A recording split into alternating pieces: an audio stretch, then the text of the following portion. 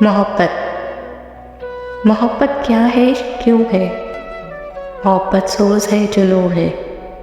محبت صبح کی پہلی اذاں ہے، محبت عشق کا امتحان ہے، محبت آزمائش ہے،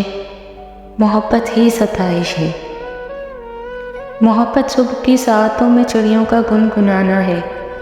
محبت چکور کا چاندنی کے سنگ اڑنا ہے، محبت ہی غلامی ہے، غلامی ہی تو محبت ہے،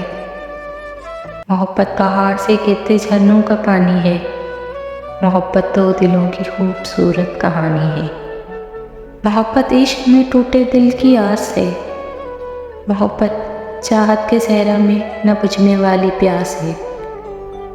اگر جو ہو جائے محبت کسی سے پھر وہی سب سے خاص